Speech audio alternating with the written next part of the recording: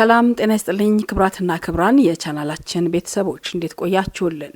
የህገ መንግስት ትርጉም ጥያቄ ያነሱት የምክር ቤት አባል ያለመከሰስ መብታቸው ተነስቷል። ጦርነት የሚሸከም ጫንቃ የለንም ያሉ የትግራይ ክልል ተወላጆች ጥያቄያቸውን እያነሱ ነው። የአማራ ክልል መንግስት ተኩስ አቆሚያለሁ ብሎ በማወጅ የመጀመሪያውን እርምጃ እንዲወስድ ጠይቀናል ሲል የሀገራዊ ምክክር ኮሚሽኑ አስታወቀ። በሀገራዊ ምክክር ኮሚሽን ዋና ኮሚሽነር ፕሮፌሰር መስፍን አርአያ የተመራው ልዑክ ወደ ባህር ዳር ከተማ አቅንቶ ከክልሉ ርዕሰ መስተዳደርና ሌሎች ከፍተኛ የስራ ኃላፊዎች ጋር ውይይት እያደረገ ነው የሚገኘው። የትራምፕ አስተዳደር ኤርትራና ሶማሊያን ጨምሮ በ41 ሀገራት ላይ የጉዞ እገዳ ለማውጣት ሰነድ ማዘጋጀት ጀምሯል። እንደዚሁም ዜጎች በግ እንዳያርዱ ክልከላ ተደርጓል። እነዚህንና ሌሎች መረጃዎች አሰናድተን መተናል። አብራችሁን ቆዩ አክብሮት ግብዣችን ነው። ይህንን ቻናል ላይክ፣ ሰብስክራይብ ማድረጋችሁን አትዘንጉ። አሁን ወደ ዝርዝር መረጃዎቹ እንሻገራለን። ጥሩ ጊዜ በያላችሁበት። በቤኒሻንጉል ጉሙዝ ክልል የህገ መንግስት ትርጉም ጥያቄ ያነሱት የምክር ቤት አባል ያለመከሰስ መብታቸው ተነስቷል። የህገ መንግስት ትርጉም ጥያቄ ያነሱት የቤኒሻንጉል ጉሙዝ ክልል ምክር ቤት አባል ያለመከሰስ መብት ዛሬ ቅዳሜ መጋቢት 6 ቀን 2017 ዓ.ም ነው የተነሳው። የቤኒሻንጉል ጉሙዝ ክልል ምክር ቤት አባል የሆኑት አቶ ዮሐንስ ተሰማ ግጭትን የሚቀሰቅሱ የክልሉንና የምክር ቤቱን ክብር የሚነኩ መረጃዎችን በማህበራዊ ሚዲያ በማሰራጨታቸው ያለመከሰስ መብታቸው መነሳቱ ተገልጿል። የቤኒሻንጉል ክልል በዛሬው ዕለት በተካሄደ አስቸኳይ ስብሰባ ላይ አቶ ዮሐንስ ህዝብን ከህዝብ የሚያስነሳ ሐሰተኛ መረጃዎችን ማሰራጨታቸውንና መንግስትን በኃይል ለመጣል ከሚጥሩ አካላት ጋር ግንኙነት እንዳላቸው አመላካች መረጃዎች መኖራቸውም ተገልጿል። የክልሉ ምክር ቤት ባካሄደው በዚህ አስቸኳይ ስብሰባ ያለመከሰስ መብታቸውን ሲያነሳ ለምክር ቤቱ ማብራሪያ የሰጡት የክልሉ ፍትህ ቢሮ አቶ መሐመድ ሐሚድ ግለሰቡ 6ኛ ዙር 5ኛ ዓመት 1ኛ የስራ ዘመን 2ኛ መደበኛ ጉባኤ ውሳኔዎችን ካሳለፈ በኋላ በዚህ ድርጊት መሳተፋቸውን ጠቅሷል። የምክር ቤቱ አባል በተጠረጠሩበት ጉዳይ በህግ ተጠያቂ እንዲሆኑ የቀረበውን ማብራሪያ ተከትሎ የአቶ ዮሐንስ ተሰማ ያለመከሰስ መብት እንዲነሳ የምክር ቤቱ አባል በሙሉ ድምጽ ማጽደቃቸው ተገልጿል። አቶ ዮሐንስ ተሰማ የተቃዋሚ የቦሮ ዴሞክራቲክ ፓርቲ ቦዴፓ አባል ሲሆኑ በቁጥጥር ስር የዋሉት ደግሞ እሁድ የካቲት 30 ቀን 2017 ዓመተ ምህረት ነው። ፖለቲከኛው በቁጥጥር ስር የዋሉት ከሌሎች ሁለት ፓርቲውን የወከሉ የምክር ቤት አባሎች ጋር በመሆን የተሻሻለውን የክልሉን ህገ መንግስትና የተወካዮች ብዛት ያሻሻሉት አዋጆች ተፈጻሚ እንዳይሆኑ ለህገ መንግስት ጉዳዮች አጣሪ ኮሚቴ አቤቱታ ባቀረቡበት ሳምንት ነው። የቀድሞ ዋና ዳይሬክተርና የምክር ቤቱ አባል አቶ ዮሐንስ እስካሁን ድረስ ፍርድ ቤት አለመቅረባቸውን ምንጮች ለቢቢሲ ገልጸው ነበር። አቶ ዮሐንስ ወደ ፍርድ ቤት ያልቀረቡት ምክንያት የምክር ቤቱ አባል በመሆናቸው ያገኙት ያለመከሰስ መብታቸው ሳይነሳ መያዛቸውን በመጥቀስ ለመርማሪ ፖሊሶች ቃል ለመስጠት ፈቃደኛ ባለመሆናቸው ሊሆን እንደሚችል ተናግረው ነበር። ነገር ግን ነባር የምርጫ ክልሎች መፍረስና አዲስ የምርጫ ክልሎች መመስረት እንደዚሁም ህገ መንግስቱ የተሻሻለበት ሂደትም ጥያቄ የቀረበባቸው ጉዳዮች ናቸው። የምክር ቤት አባላቱ እነዚህን ለውጦች ያስተዋወቁት ሁለት አዋጆች ይህ ህገ መንግስታዊ ያልነበሩ ያልተደነገጉ እንዲባሉና ተፈጻሚ እንዳይሆኑ ለህገ መንግስቱ ጉዳዮች አጣሪ ጉባኤ ባስገቡት አቤቱታ ጠይቀዋል። ይህ አቤቱታ ለጉባኤው ከገባ ከ2 ቀናት በኋላ የቤኒሻንጉል ጉሙዝ ክልል የመንግስት ኮሚኒኬሽን ጉዳዮች ቢሮ ባወጣው መግለጫ ክልሉን ዳግም ወደ ግጭት ለማስገባት እንቅስቃሴ ጀምሯል ያላቸውን አንዳንድ አመራርና አባሎችን አስጠንቅቋል። ከዚህ በተጨማሪ ከ3 ቀናት በኋላ አቤቱታውን ካስገቡት የምክር ቤት አባላት አንዱ የሆኑት አቶ ዮሐንስ ታስረዋል። ሐሙስ ዕለት ደግሞ ተሹሞበት ከነበረው የቤኒሻንጉል ጉሙዝ ክልል የመንግስት ስራ አመራር ተቋም ዋና ዳይሬክተር ኃላፊነታቸው ተነስተዋል። የክልሉ መንግስት የመንግስት ኃላፊነት ከሰጣቸው የተቃዋሚ ፓርቲ አባላት አንዱ የሆኑት አቶ ዮሐንስ ተቋሙን ከጥቅምት 2014 ዓ.ም ጀምሮ ከ3 ዓመት በላይ ለሚሆን ጊዜ መምራታቸው የሚታወቅ ነው። ወደ ቀጣዩ መረጃ ስንሻገር በትግራይ ማንም ቢሆን ሌላ ጦርነት የሚሸከም ጫንቃ የለውም እያሉ ነው ዜጎች። በትግራይ ክልል በመቶ ሺዎች የሚቆጠሩ ሰዎችን ህይወት የቀጠፈው አስከፊው የእርስ በርስ ጦርነት ተፋላሚ ወገኖች ጥቅምት 23 ቀን 2015 ዓ.ም የሰላም ስምምነት መፈራረማቸውን ተከትሎ አብቅቷል። አሁን ከጦርነት ጠባሳ ባላገገመችው በትግራይና ዋና ከተማዋ መቀሌ የሚገኙ ነዋሪዎች ዳግም ወደ ግጭት ይገባ ይሆናል የሚል ስጋት አላቸው።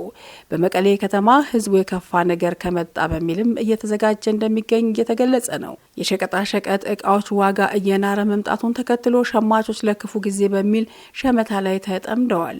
በባንኮች አካባቢ ገንዘባቸውን ለማውጣት የሚፈልጉ ሰዎች ረዣዥም ሰልፎች ይዘው ይታያሉ። ከተማዋን ለቆ ለመውጣት የገንዘብ አቅሙ ያላቸው ወደ አዲስ አበባ ለመሄድ የአውሮፕላን ትኬት እየቆረጡ ነው። ከመቀሌ አዲስ አበባ የሚደረጉ በረራዎች ለቀናት ሙሉ በሙሉ ትኬት ተቆርጦ አልቋል።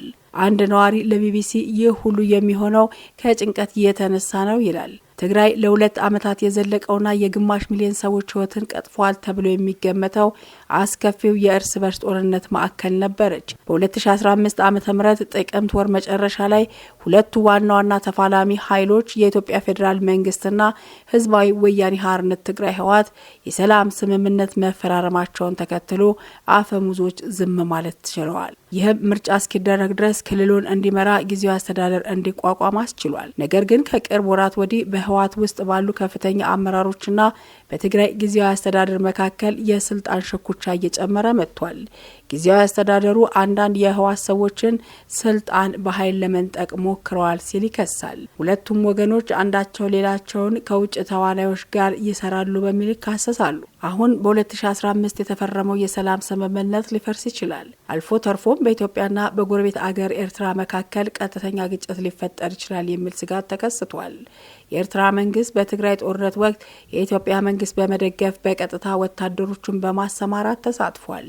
ነገር ግን የሁለቱ አገራት ግንኙነት የፕሪቶሪያው ሰላም ስምምነት መፈረሙን ተከትሎ እየሻከረ መጥቷል።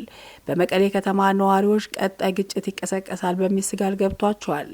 ጫማ በመጥረቅ ህይወቱን የሚመራውና እድሜው በሃያዎቹ የሚገመተው ተስፋዬ ገብረግዚ ወጣቶች ግጭት ሰልችቷቸዋል ሲል ነው ለቢቢሲ የተናገረው። በጦርነቱ ወቅት ብዙ ሰዎች የመዋጋት ፍላጎት ነበራቸው። አሁን ግን ተሰላችተዋል። አትክልቶችን በመሸጥ የሚተዳደረውና እድሜው በ50ዎቹ የሚገመተው ሃይማኖት ገብረ ማርያም ደግሞ በ2013 የትግራይ ጦርነት ከተቀሰቀሰ በኋላ 2 ልጆቹ በትግራይ በኩል ጦርነት መቀላቀላቸውን ትናገራለች። ሴት ልጇ በሰላም ስትመለስ ወንድ ልጇ ደግሞ የአካል ጉዳት አጋጥሞታል። ወደ ጨለማው ዘመን መመለስ እንደማትፈልግ የምትገልጸው ሃይማኖት አሁን ያለው ሁኔታ በጣም አሳሳቢ ነው ስትል ነው ለቢቢሲ የተናገረችው። አሁንም የምንኖረው ካለፈው ጦርነት ቁስልና ጠባሳ ጋር ነው። ዳግመኛ እንባችንን ማፍሰስ አንፈልግም ትላለች። ጸጋነሽ ካሳ በማዕከላዊ ትግራይ ሽሬ የምትኖር የቀድሞ ታጋይ ስትሆን በጦርነቱ ወቅት እግሯ ክፉኛ ቆስሏል። አሁን በክራንች የምትራመድ ሲሆን በቋሚነት ሕክምና ማድረግ ያስፈልጋታል። ለቢቢሲ ጦርነት ቤተሰብን አቃውሶታል ብላለች። የአካል ጉዳተኛ ነኝ፣ የቤተሰብ ኢኮኖሚ ላሽቋል፣ ያንን እንደገና ማየት አልፈልግም። በድንኳን ውስጥ የሚኖሩ ተፈናቃዮች ወደ ቀያቸው እንኳን አልተመለሱም ትላለች። አክላም ማንም ሰው ሌላ ዙር ወይም ደግሞ ሌላ ጦርነት ማስተናገድ አይችልም ስትል ነው የምትናገረው። የትግራይ ክልል ጦርነት ካስከተለው አስከፊ ጉዳት ሙሉ በሙሉ አላገገመም። ወደ 1 ሚሊዮን የሚጠጉ ተፈናቃዮች አሁንም ወደ ቀያቸው መመለስ አልቻሉም። አንዳንድ ቁልፍ መሰረተ ልማቶች፣ ትምህርት ቤቶችና የጤና ተቋማትን ጨምሮ ገና አልተጠገኑም። በክልሉ ዋና ከተማ መቀሌ በግልጽ የሚታይ ጭንቀት ቢኖርም መደበኛ ህይወት ግን ቀጥሏል ነው የምትለው። ንግዶችና ሱቆች በመደበኛነት እየሰሩ ናቸው። አሁንም በጎዳናዎች ላይ ብዙ የጸጥታ ኃይሎች አይታዩም። ነገር ግን በአፍሪካ አስከፊ ከሚባሉ መካከል አንዱ የሆነውን ጦርነት በቅርቡ ያስተናገደችው ከተማ ነዋሪዎች እያንዳንዳቸው እንቅስቃሴና መገለጫ በንቃትና በቅርበት ይከታተላሉ። በአንድ ቡና መሸጫ ካፌ ውስጥ የተሰበሰቡ ወጣቶች አንገታቸውን ስልካቸው ውስጥ ቀብረው ይታያሉ። በቅርቡ የትግራይ ጊዜያዊ አስተዳደር ርዕሰ መስተዳደር የሆኑት አቶ ጌታቸው ረዳ ከፌዴራል ባለስልጣናት ጋር ለመመካከር በሚል አዲስ አበባ ከሄዱ በኋላ የሰጡትን ምላሽ እየተመለከቱ ነው። በሌላ ካፌ እንዲሁ አንድ ወጣት ሐሙስ ዕለት በተቃዋሚው የህወሓት ቡድን የተሾመው አዲሱ የከተማዋ ከንቲባ ህዝቡን ለማረጋጋት እንደሚያደርግ ለመስማማት እየጠበቀ መሆኑን ተናግሯል። ሁሉም ሰው የሚቀጥሉት ቀናትና ሳምንታት ምን እንደሚመጡ ለማየት እየጠበቀ ያለ ይመስላል። ነገር ግን ሁሉም ቢሆን በጭንቀት ውስጥ መኖራቸውን ነው ቢቢሲ ያረጋገጠው። ወደ ቀጣዩ መረጃ ስንሻገር የትራምፕ አስተዳደር ኤርትራና ሶማሊያን ጨምሮ በ41 ሀገራት ላይ የጉዞ እገዳ ለማውጣት ሰነድ ማዘጋጀቱ ተነገረ። የትራምፕ አስተዳደር በርካታ ሀገራት ዜጎች ላይ የጉዞ ገደቦችን ለማውጣት ዝርዝር ማዘጋጀቱን ሮይተርስ አገኘሁት ያለውን ሰነድ ጠቅሶ ዘግቧል። በስደተኛ ላይ ጠንካራ ፖሊሲ የሚያራምዱት የአሜሪካው ፕሬዝዳንት ወደ ሀገራቸው እየመለሷቸው ከሚገኙ ህገወጥ ስደተኞች ባለፈ በተለያዩ ሀገራት ዜጎች ላይ የጉዞ ክልከላ አውጥተዋል። ክልከላ የተላለፈባቸው ሀገራት ዜጎች ለስራ፣ ለጉብኝት፣ ጥገኝነት በመጠየቅና በተለያዩ የአሜሪካ ቪዛዎች ወደ አሜሪካ ምድር መግባት አይችሉም ብለዋል። ሮይተርስ ተመለከትኩት ያለው የጉዞ ክልከላ ሰነድ በድምሩ 41 ሀገሮችን በ3 የተለያዩ ቡድኖች ይዘረዝራል። የመጀመሪያው አፍጋኒስታን፣ ኢራን፣ ሶሪያ፣ ኩባና ሰሜን ኮሪያና ሌሎችንም ጨምሮ በ10 ሀገራት ላይ ሙሉ የቪዛ እገዳ ጥሏል። በሁለተኛው ረድፍ የሚገኙት ደግሞ ኤርትራ፣ ሃይቲ፣ ላኦስ፣ ማይናማርና ደቡብ ሱዳን ከፊል እገዳዎች የጣለባቸው ሲሆን ይህም በቱሪስት፣ በተማሪ እንዲሁም ደግሞ ሌሎች የስደተኛ ቪዛዎች ላይ ተጽዕኖ ይኖረዋል ነው የተባለው። በሶስተኛ ቡድን ውስጥ ደግሞ ቤላሩስና ፓኪስታንን ጨምሮ በአጠቃላይ 26 ሀገራት መንግስታቸው በ60 ቀናት ውስጥ በኢሚግሬሽን አገልግሎት ላይ የሚታዩ ጉድለቶችን ለመፍታት ጥረት ካላደረገ የከፊል የጉዞ እገዳ እንደሚጣልባቸው ነው ሰነዱ ያመላከተው።